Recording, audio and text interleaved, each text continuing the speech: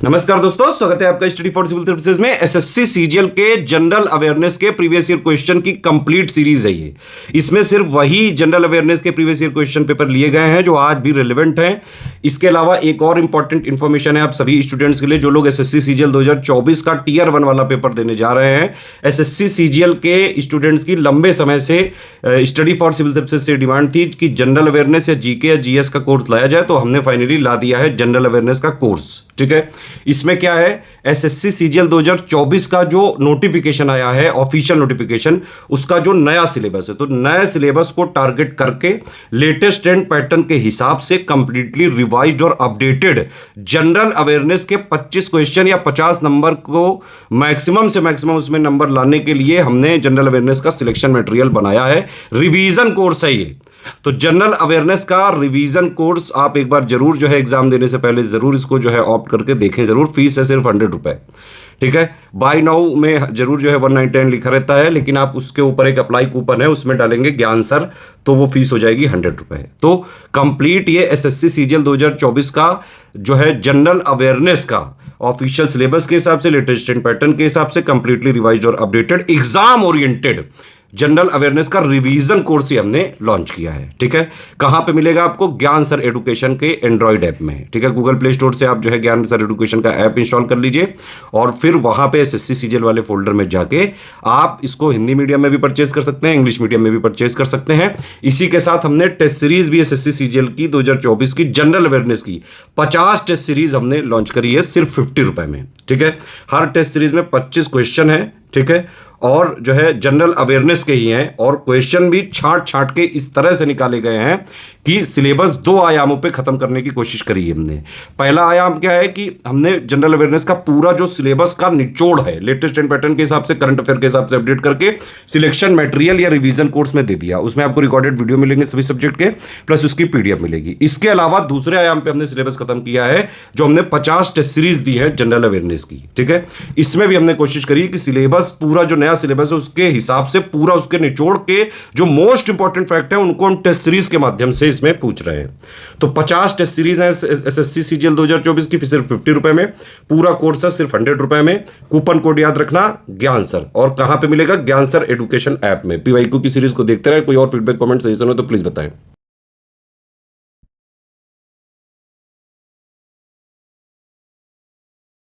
नमस्कार, आप सभी का स्वागत है स्टडी फॉर सिविल सर्विसेज में। साथियों, जैसा कि आप लोग जो भी एसएससी की तैयारी करें, चाहे एमटीएस हो, आपको सीएचएसएल हो, सीजल हो, सीपीओ हो, चाहे जितने भी एग्जाम हो, तो इन क्लासेस के माध्यम से आप पीवाईक्यू में कैसा प्रश्न पूछा गया है, किस प्रकार के क्वेश्चन अपने आप को रिपीट किए हैं, ये सब जानकारी आपको इस क्लास से मिलेगी। तो ज्यादा से ज्यादा लोगों तक इसे पहुंचाएं, इसे शेयर करें और लाइक करें। तो चलिए अपने क्लासेस का शुरुआत करते हैं बिना लेट किए हुए। चलिए, तो आज का पहला प्रश्न जो आपके सामने आने वाला है वो है कि निम्नलिखित में से भारत सरकार के किस अधिनियम के साथ मोंटेग्यू चेम्सफोर्ड सुधार ने प्रांतों में द्वैध शासन की शुरुआत की थी? 4 ऑप्शन है, चारों को ध्यान से आप लोगों को देखते जाना है। तो ऑप्शन नंबर बी, भारत सरकार अधिनियम 1919। भारत सरकार अधिनियम 1919, इसको याद रखिएगा। नेक्स्ट है आपके सामने कि पतनुलकर गुजरात क्षेत्र विजयनगर राज्य में चले गए, वे कौन थे? 4 ऑप्शन है, ध्यान से इसको पढ़िए। तो यह एक रेशम बुनकर थे। कौन थे? एक रेशम बुनकर थे। नेक्स्ट बताइएगा कि निम्नलिखित में से कौन सी पहाड़ियां घाट का हिस्सा है? घाट का हिस्सा कौन सा है? घाट का हिस्सा कौन सा है? तो वेस्टर्न घाट एक छूट गया यहाँ पे, पश्चिमी घाट। पश्चिमी घाट का हिस्सा कौन सा है? तो आप जानते हैं कि अन्नामलाई की पहाड़ियां, अन्नामलाई की पहाड़ियां प्रीवियस क्लास में समझाए थे आपको, बोले थे मुख से हम कि यह केरल तमिलनाडु के क्षेत्र में फैला हुआ है, लेकिन मुख्यतः कहां पर? केरल में। इसकी सबसे ऊंची चोटी का नाम है अनाई मुडी। हाइट कितना है? तो 2695 मीटर हाइट है। ये जो अनाईमुडी है यह क्या है, तो दक्षिण भारत की सबसे ऊंची चोटी। साथ ही साथ आपसे ये पूछ सकता है कि पश्चिमी घाट की सबसे ऊंची चोटी। ठीक है, यहां तक क्लियर है। गारो, खासी, जयंतिया तीनों का तीनों कहां है, तो मेघालय में है। और इनकी सबसे ऊंची चोटी का नाम क्या है,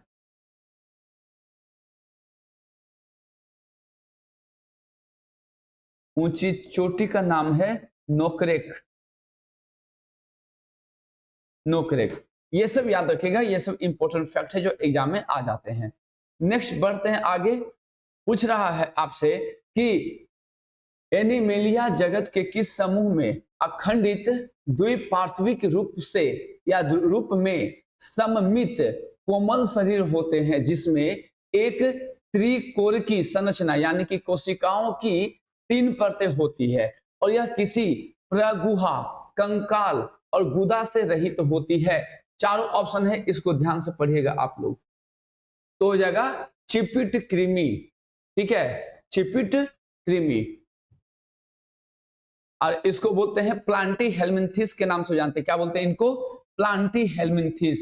इंग्लिश में यही आपको याद रखना है, प्लांटी हेलमिंथिस या फिर चिपिट कृमि या फिर चपटा कृमि भी कहते हैं इसको। नेक्स्ट, निम्नलिखित में से कौन पहला गैर यूरोपीय था जिसने 1913 में उसकी कृति गीतांजलि के लिए साहित्य में नोबेल पुरस्कार जीता था या उसे मिला था? कौन थे जिनको 1913 में गीतांजलि के लिए नोबेल पुरस्कार मिला है? तो आप जानते हैं रविंद्रनाथ टैगोर। रविंद्रनाथ टैगोर को मिला था गीतांजलि के लिए। नेक्स्ट बताइएगा आप सभी लोग कि निम्नलिखित में से किस शास्त्र में भरतनाट्यम की सैद्धांतिक नींव पाई गई है? 4 ऑप्शन है, चारों को ध्यान से देखिएगा। भरतनाट्यम कहां का है, तो आप जानते हैं तमिलनाडु। तमिलनाडु का है। उसी तरह से अगर बात करते हैं कथक का, तो कथक का आप जानते हैं कौन है, तो कथक यूपी। अगर बात करते हैं कथकली, कथक कली, तो कली वर्ड आ जाएगा, तो ये कहां का, केरल का हो जाएगा। सत्रिया कहां का, तो सत्रिया है आपका असम का है। कहां का है, असम का है। अगर पूछे कि काठी कहां का है, तो काठी आपका पश्चिम बंगाल का है। अगर पूछेंगे कूद कहां का है, कूद, तो कूद आपको जम्मू एंड कश्मीर का है, कूद। ठीक है, ये सब आपको याद रखना है। तो अगर हम बात करते हैं भरतनाट्यम का, अगर बात करेंगे तो ये क्या है, नाट्य शास्त्र है। ये क्या है, एक नाट्य शास्त्र है। इसको ध्यान से क्वेश्चन को देखिएगा आप लोग, क्योंकि एसएससी में ऐसा प्रश्न बाबा पूछेगा आपसे। नेक्स्ट बताइएगा कि भारत में सूक्ष्म वित्त संस्थाओं के संदर्भ में असत्य कथन की पहचान करें। ध्यान से सुनिएगा, असत्य कथन में पहला, सूक्ष्म वित्त ऋण संपार्श्विक मुक्त होता है। बी, सूक्ष्म ऋण देते समय एक परिवार का अर्थ है एक व्यक्तिगत पारिवारिक इकाई यानी पति पत्नी और उसके अविवाहित बच्चे। सी, 3 लाख तक की वार्षिक घरेलू आय वाले परिवार को सूक्ष्म वित्त ऋण दिया जाता है। और डी, सूक्ष्म वित्त ऋण को उधारकर्ता के जमा खाते पर ग्रहणाधिकार के लिए जोड़ा जाना चाहिए। आप लोग इंग्लिश वाले भी इसको ध्यान से पढ़ लीजिएगा। तो इसका आंसर हो जाएगा कि सूक्ष्म ऋण को उधारकर्ता के जमा खाते पर ग्रहणाधिकार के साथ जोड़ा जाना चाहिए। नेक्स्ट, निम्नलिखित में से उस भारतीय संगीतकार का चयन करें जो ताल वाद्य यंत्र यानी कि जो प्रहार के द्वारा बजाया जाने वाला से जुड़ा हुआ है। ठीक है, ताल वाद्य यंत्र यानी कि जो प्रहार से बजाया जाता है। बताइएगा क्या होगा, तो पंडित अयोध्या प्रसाद। पंडित अयोध्या प्रसाद। जवाहर रोजगार योजना किस पंचवर्षीय योजना में शुरू की गई थी? जवाहर रोजगार योजना काफी इंपॉर्टेंट है पंचवर्षीय योजना के मद्देनजर। जितना भी पंचवर्षीय योजना से क्वेश्चन आता है आप लोग उसको धैर्यपूर्वक सुनेगा और याद करते चलिए सुन करके कि जवाहर रोजगार योजना किस पंचवर्षीय योजना में शुरू की गई थी। तो 7वीं पंचवर्षीय योजना में इसकी शुरुआत की गई है। किसमें? 7वीं पंचवर्षीय योजना में। नेक्स्ट, रामकृष्ण तालुकदार को नृत्य शैली में उनके योगदान के लिए 2018 में संगीत नाटक अकादमी पुरस्कार मिला। यह नृत्य शैली किस राज्य से संबंधित है? बताइएगा। रामकृष्ण तालुकदार को नृत्य शैली में उनके योगदान के लिए 2018 में संगीत नाटक अकादमी पुरस्कार मिला। ठीक है, यह नृत्य शैली किस राज्य से संबंधित है? ठीक है, 4 ऑप्शन है, चारों को ध्यान से देखिएगा। तो असम, असम। केंद्रीय पर्यावरण, वन और जलवायु परिवर्तन मंत्रालय 2022 में ई अपशिष्ट प्रबंधन नियमों को अधिसूचित किया। ये नियम डैश से लागू होने अपेक्षित हैं। कब से ये लागू होंगे? ये कब से लागू होंगे? तो 1 अप्रैल 2023 से लागू होंगे। कब से? 1 अप्रैल 2023 से इन्हें लागू करने हैं। बस्तर दशहरा, ध्यान से, बस्तर दशहरा का 10 दिवसीय उत्सव भारत के किस राज्य से संबंधित है? बस्तर दशहरा यानी कि 10 दिवसीय उत्सव भारत के किस राज्य से संबंधित है? 4 ऑप्शन है, चारों को ध्यान से देखिए आप लोग। तो बस्तर कहां पे है? तो यहीं से नाम से पकड़े, बस्तर छत्तीसगढ़ में एक जिला पड़ता है, स्थान है ये। सिर्फ ध्यान से क्वेश्चन को पढ़िएगा, समझ में आ जाएगा। बीच वॉलीबॉल टीम में कितने स्थानापन्न खिलाड़ी होते हैं? बताइएगा। कितने स्थानापन्न खिलाड़ी होते हैं जिन्हें सब्स्टिट्यूट किया जा सकता है? ठीक है, खेल के बीच में। तो कितने होते हैं? 0, एक भी नहीं होते हैं। एक भी खिलाड़ी स्थानापन्न नहीं होते हैं। बताइएगा। भारतीय संविधान का अनुच्छेद 323 डैश से संबंधित है। आर्टिकल पे विशेष जोर देना आप लोग को कि भारतीय संविधान का अनुच्छेद 323 डैश से संबंधित है। बताइए किससे? तो लोक सेवा आयोग की रिपोर्टों से संबंधित है। किससे? रिपोर्ट से। अगर इसमें एक और आगे बढ़ेगा तो ये चुनाव, जो भी आपका चुनाव आयुक्त है उससे संबंधित है आपको। रोवर्स कप किस खेल से संबंधित है? अच्छा क्वेश्चन आ गया। रोवर्स कप का संबंध किस खेल से है? तो रोवर्स कप का संबंध किससे है? तो ये होता है फुटबॉल से होता है। संतोष ट्रॉफी का संबंध किससे है? फुटबॉल से है। ठीक है, ये सब ध्यान दीजिएगा। संतोष ट्रॉफी ये सब इसी में आ जाता है। बताइएगा कि 2010 से 12 के दौरान समीक्षित विश्व मौसम विज्ञान संगठन की रिपोर्ट के अनुसार लीबिया के अल अजिजियाह में, कहां पर? अल जिजियाह में डैश का उच्चतम पंजीकृत छाया तापमान दर्ज किया गया है। कितना कितना वो दर्ज किया गया? तो उसमें का करंट पर है, ज्यादा ध्यान नहीं देना है। ठीक है, 580 नहीं है, 58 डिग्री सेल्सियस है। नेक्स्ट, उस तत्व की पहचान करें जो आधुनिक आवर्त सारणी के आवर्त 6 से संबंधित नहीं है। बताइएगा। जिसका संबंध आवर्त 6 से नहीं है तो किसका? सिलिकॉन का नहीं है। किसका नहीं है? तो सिलिकॉन का नहीं है। ध्यान से, सिलिकॉन का नहीं। इसका यूज कहां पे होता है? तो आप जानते हैं सोलर सेल बनाने में, कई बार एग्जाम पूछा गया है सोलर सेल बनाने में। ठीक है, ये क्या है? तो यह एक मेटालॉइड्स है, यह एक उप धातु है। क्या है यह एक उप धातु। इसका एटॉमिक नंबर कितना होता है? तो एटॉमिक नंबर जो इसका है 14 है। ठीक है, इलेक्ट्रॉनिक कॉन्फ़िगरेशन करिएगा तो 2, 8, 10 और 4, 14। ठीक है, तो जिसके बाहर में यानी कि आउटर मोस्ट सेल में वैलेंस इलेक्ट्रॉन की संख्या 4 हो, वो क्या होता है? मेटालॉइड होता है, कार्बन को छोड़ करके। ठीक है, आगे ध्यान दीजिएगा।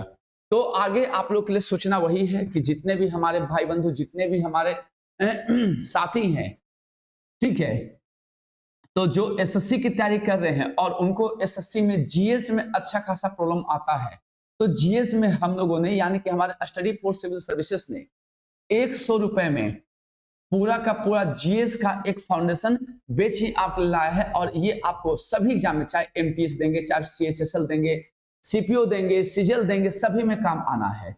तो आपको इसके लिए क्या करना है कि ज्ञान सर एडुकेशन ऐप पे जाकर के इस बेच को आपको परचेस करना है। अगर एप्लीकेशन पे दाम इसका 200 दिखता है तो आप क्या कीजिएगा कि ज्ञान सर, स्पेस नहीं देना है, ठीक है, ज्ञान सर कूपन कोड लगाइएगा, आपको 50% का डिस्काउंट मिल जाएगा। उसी तरह इसी एप्लीकेशन पर 50 रुपए में 50 मॉक टेस्ट भी आपको अवेलेबल है इसी पर। और अगर इसका भी कीमत आपको 100 दिखता है तो कुछ नहीं करना है, इसमें भी आपको ज्ञान सर कूपन कोड लगाइएगा, 50% का डिस्काउंट आपको मिल जाता है। साथ ही साथ आप अगर इन दोनों बेचेज को परचेज करके हमारे साथ मात्र 5 से 6 घंटा का समय देते हैं तो आपका निश्चित तौर पर जीएस का जो मामला है इसमें आप फंसेगा नहीं। क्योंकि एसएससी में क्या होता है कि लोग का मैथ स्ट्रांग हो जाता है, रीजनिंग होता है, इंग्लिश होता है, लेकिन कभी ना कभी वो जीएस में जाकर के फंस जाते हैं और जीएस में अच्छा स्कोर नहीं होने के कारण उन्हें परेशानियों का सामना करना पड़ता है। क्योंकि अब तो मेंस भी आपको जीएस पढ़ना है, इसमें तो कोई दो राय है नहीं। तो आप लोग इसको पढ़ करके अपने आप को स्ट्रॉन्ग करिए आप, ठीक है, पीछे नहीं रहना है किसी भी मामला में।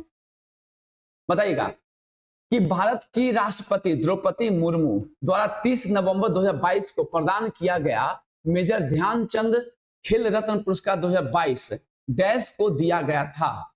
किसको दिया गया है? किसको दिया गया है? तो शरत कमल को दिया गया था। किसको? शरत कमल को दिया गया था। 2011-12 के लिए राष्ट्रीय गरीबी रेखा का प्राकलन भारत के ग्रामीण क्षेत्रों के लिए प्रति व्यक्ति प्रति माह डैश पर किया गया था। डैश पर किया गया था। गरीबी रेखा का प्राकलन भारत के ग्रामीण क्षेत्रों के लिए प्रति व्यक्ति प्रति माह डैश पर किया गया था। बताइए, चारों ऑप्शन को ध्यान से पढ़िए। तो 816 रुपए पे किया गया था। कितना पर? 816 रुपए पे किया गया था।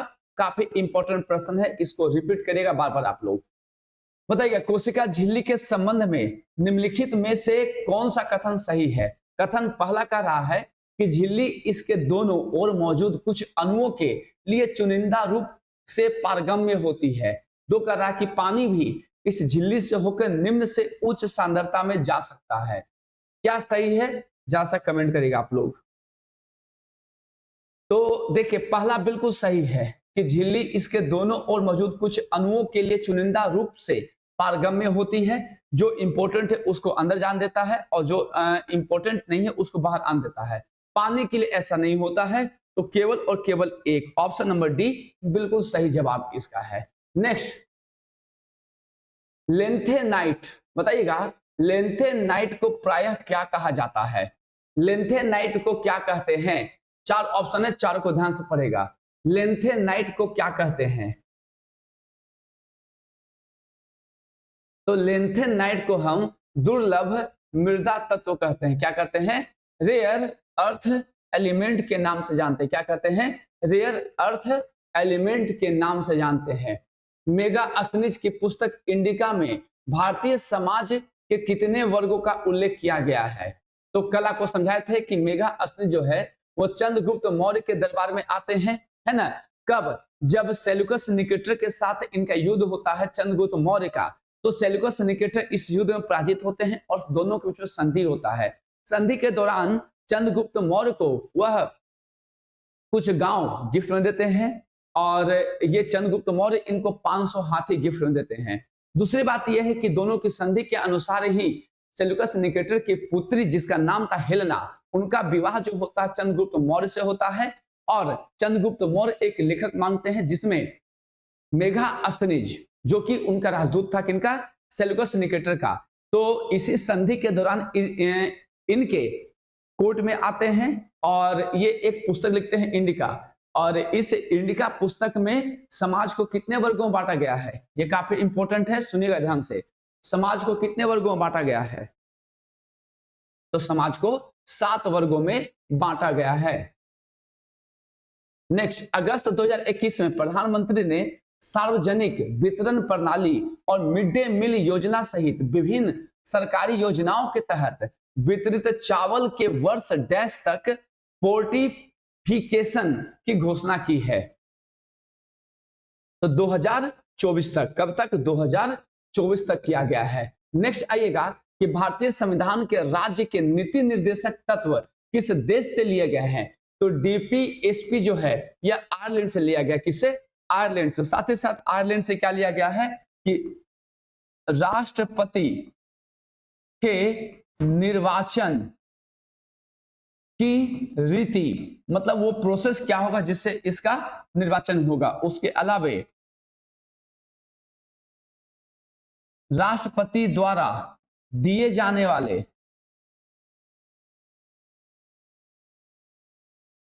पुरस्कार एवं सम्मान। इसके अलावे और क्या था आपका? तो इसके अलावे था कि राज्यसभा में 12 सदस्यों का मनोनयन किसके द्वारा? तो राष्ट्र, धीरे धीरे सब याद करवा देंगे, टेंशन नहीं लीजिए आप लोग, ठीक है। आयरलैंड। नेक्स्ट बताइएगा आप लोग कि औसत समुद्र तल से 3000 मीटर की ऊंचाई पर हिमालय की पीर पंजाल श्रेणी में अति आधुनिक विशिष्टताओं वाली कौन सी सुरंग बनाई गई है? काफी अच्छा प्रश्न है ये। तो आप जानते हैं इसी में क्या है? अटल सुरंग का निर्माण किया गया है। इसमें पीर पंजाल में। और पीर पंजाल किसका भाग है? तो ये आपको लघु हिमालय में ही क्या है? पीर पंजाल है, धौलाधर है, नाग टिब्बा है, महाभारत है। तो ये सब आपको याद रख लेना है अच्छी तरीके से। और ये जो आपको लघु हिमालय है ये कहां से कहां तक? तो ये अगर देखा जाए तो सिंधु नदी से लेकर के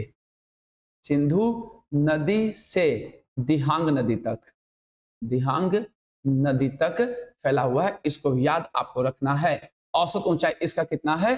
3000 है। और इसको लेजर हिमालय भी कहते हैं। क्या कहते हैं इसको? हम लेजर हिमालय के नाम से भी जानते हैं। चलिए, ये काफी इंपॉर्टेंट प्रश्न आता है ये सब।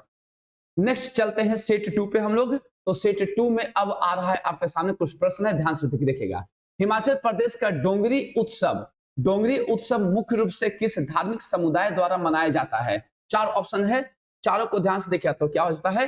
हिंदुओं के द्वारा डोंगरी उत्सव मनाया जाता है। नेक्स्ट, इनमें से कौन सा 2021 में भारत सरकार द्वारा शुरू किए गए नेशनल डिजिटल एजुकेशन आर्किटेक्चर का एक परिदृश्य नहीं है?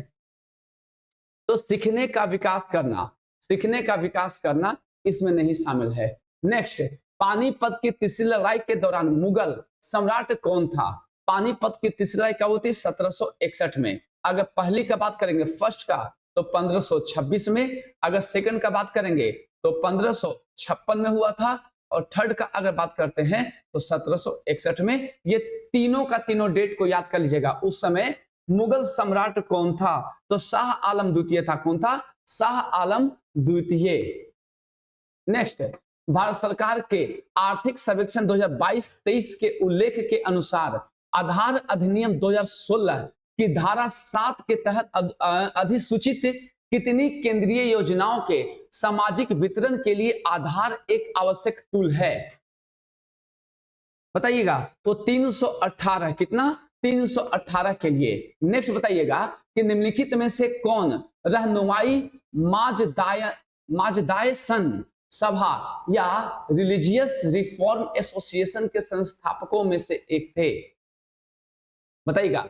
रहनुमाई मजदायसन सभा या रिलीजियन रिफॉर्म एसोसिएशन के संस्थापकों में से एक कौन थे? तो दादा भाई नौरोजी, कल समझाए थे आपको। ग्रैंड ओल्ड मैन यानी कि वयोवृद्ध, भारत का वयोवृद्ध, इन्होंने क्या किया था? तो धन के निष्कासन का सिद्धांत, धन के निष्कासन का सिद्धांत दिया था?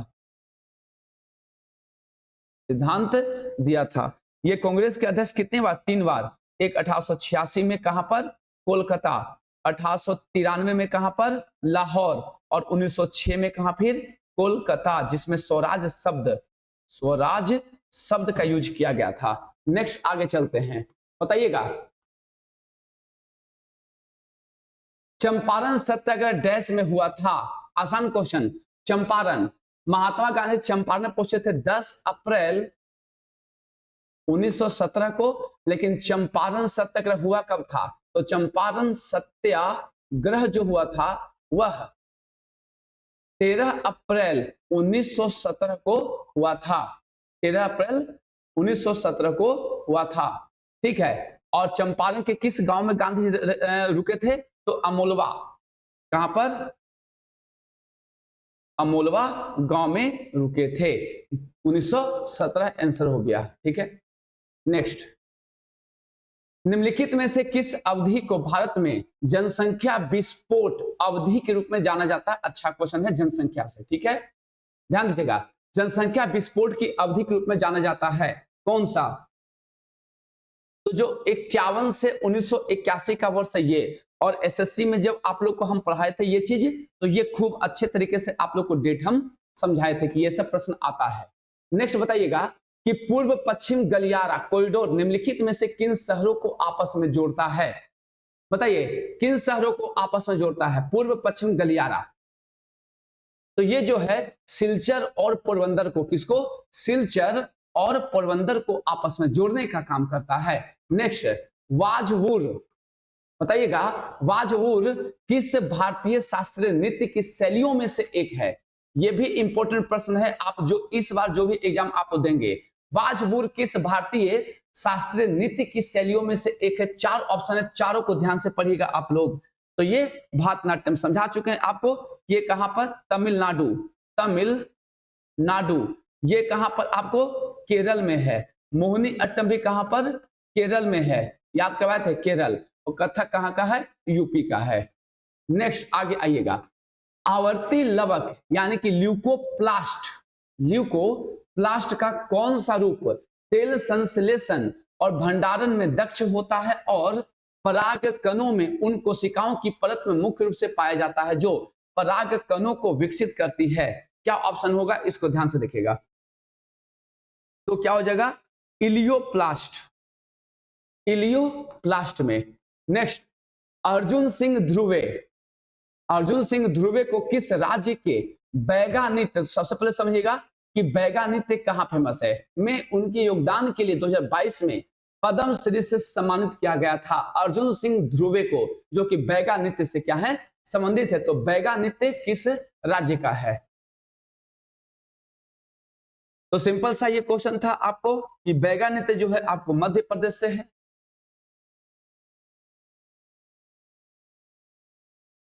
नेक्स्ट देखिए, अगस्त 2021 में शिक्षा मंत्री धर्मेंद्र प्रधान द्वारा की गई घोषणा के अनुसार समग्र शिक्षा योजना 2 की अवधि 1 अप्रैल 2021 से कब तक है? समग्र शिक्षा योजना जो 2 है उसकी अवधि 1 अप्रैल 2021 से कब तक दिया गया है? बताइएगा। तो 31 मार्च 2026 तक, 31 मार्च 2026। स्वयं सहायता समूह में ऋण और बचत संबंधी निर्णय डैश द्वारा लिए जाते हैं? किसके द्वारा? स्वयं सहायता समूह में ऋण और बचत संबंधी निर्णय किसके द्वारा लिए जाते हैं? डैश के द्वारा। क्या होगा ऑप्शन? समूह के सदस्यों के द्वारा लिए जाते हैं। किसके द्वारा? तो समूह के सदस्यों के द्वारा सभी निर्णय लिए जाते हैं। नेक्स्ट, जब भारत में पहली पंचवर्षीय योजना तैयार की गई थी तब डैश योजना आयोग के अध्यक्ष थे। तो योजना आयोग के अध्यक्ष कौन थे? तो योजना आयोग के अध्यक्ष हमेशा कौन होते हैं? प्रधानमंत्री होते हैं। तो प्रधानमंत्री कौन थे उस समय? जवाहरलाल नेहरू थे। नेक्स्ट, राज्य कार्यकारिणी के संबंध में निम्नलिखित में से कौन सा या कौन से कथन सत्य हैं? पहला कथन है कि भारतीय संविधान के अनुच्छेद 152 में वर्णित है कि जब तक किसी संदर्भ में आवश्यकता न हो अभिव्यक्ति राज्य में जम्मू और कश्मीर शामिल नहीं है। बी 7वें संविधान संशोधन अधिनियम में एक ही व्यक्ति को 2 या 2 से अधिक राज्यों के राज्यपाल के रूप में नियुक्त करने का प्रावधान किया गया है। सी कहता है कि सर्वोच्च न्यायालय ने स्पष्ट रूप से उल्लेख किया है कि राज्यपाल का कार्यालय केंद्र सरकार के नियंत्रण में होगा। बताइए कौन सा स्टेटमेंट आपको सही लग रहा है? तो ये गलत हो गया, क्योंकि राज्यपाल का है तो राज्यपाल का केंद्र सरकार के अधीन या नियंत्रण में नहीं होता। बाकी ए और बी दोनों सही है, तो ऑप्शन नंबर ए केवल एक और ए और बी। नेक्स्ट है चक्रवात का केंद्र एक शांत क्षेत्र होता है, इसे तूफान का क्या कहते हैं? डैश कहते हैं। बताइए क्या होगा आंसर? इसे तूफान का क्या कहते हैं? नेत्र कहते हैं। इसे तूफान का आंख कहते हैं, जहां पर एक शांत क्षेत्र होता है। बाकी जितने भी हमारे भाई बंधु हैं, जितने भी हमारे साथी हैं, सब लोग सुन लीजिए, जो एसएससी का एग्जाम देने जा रहे हैं और उनका जीएस वीक है, तो मात्र 100 रुपए में जीएस का कंप्लीट कोर्स आ चुका है। कहां पर? तो ये आपको ज्ञान सर एडुकेशन ऐप पे मिलने वाला है। अगर आपको इस पे इसका कीमत 200 रुपए दिखता है तो आप कुछ नहीं करिएगा, सिर्फ ज्ञान सर, स्पेस नहीं देना है, ज्ञान सर कूपन कोड का यूज करिएगा, 50% का डिस्काउंट आपको मिल जाएगा और मात्र 100 या 99 रुपए में ये कोर्स आपको अवेलेबल हो जाएगा। उसी तरह इसी ऐप पे आपको मात्र 50 रुपए में 50 मॉक टेस्ट आपको बेच लाया गया है। अगर ये भी आपको 100 रुपए में दिखता है तो आप यहां भी क्या कीजिएगा कि ज्ञान सर कूपन कोड का यूज कर लीजिएगा। 50% डिस्काउंट मिलने के बाद आपको 50 रुपए में 50 मॉक टेस्ट मिल जाएगा। दोनों का दोनों बेच लेकर के जो भी विद्यार्थी हमारे साथ 5 से 6 आवर मेहनत कर देंगे तो उनका जीएस में स्कोर खराब नहीं होगा और जीएस के कारण वो कभी भी पीछे नहीं रहेंगे, फेल नहीं होंगे। चलिए बताइए 17वां नंबर, लता मंगेशकर का जन्म ब्रिटिश भारत के निम्नलिखित में से किस शहर में हुआ था? लता मंगेशकर का जन्म कहां हुआ था? तो लता मंगेशकर का जन्म इंदौर में हुआ था। कहां पर? इंदौर में हुआ था। नेक्स्ट, निम्नलिखित में से कौन सा प्रत्यय तब प्रयुक्त होता है जब CHO बॉन्ड CHO समूह किसी वलय या तंत्र के कार्बन परमाणु या विषम परमाणु यानी कि हेटेरो एटम से जुड़ा होता है?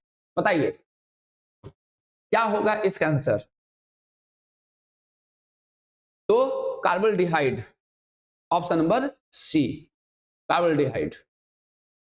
नेक्स्ट बताइएगा, कौटिल्य के अर्थशास्त्र के अनुसार मौर्य प्रशासन में घुड़सवार सेना के कमान अधिकारी को क्या कहा जाता था या किस नाम से जाना जाता था? घुड़सवार सेना के कमान अधिकारी को बताइए उसे क्या कहते थे? तो उसे अश्वाध्यक्ष कहते थे। क्या कहते थे?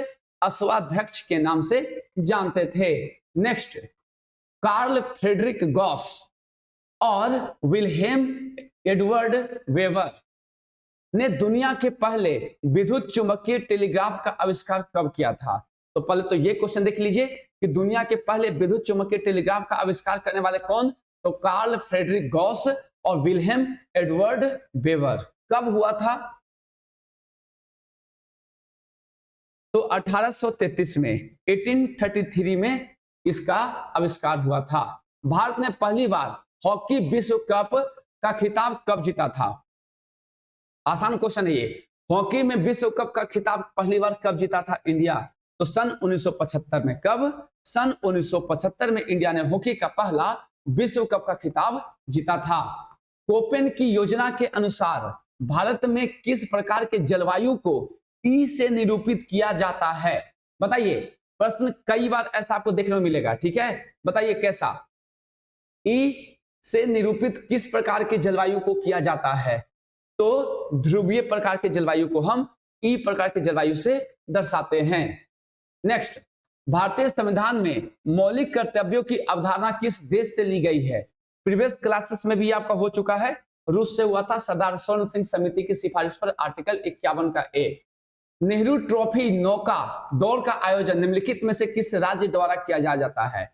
तो ये सिंपल सा प्रश्न ये भी आपके लिए है, ठीक है?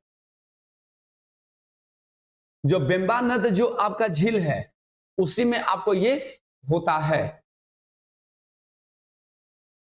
नेक्स्ट बताइएगा आगे आप लोग कि फलों के में पाए जाने वाले घुलनशील फाइबरों में कौन सा खाना पकाने और बेकिंग में एक थिकनर के रूप में उपयोग किया जाता है?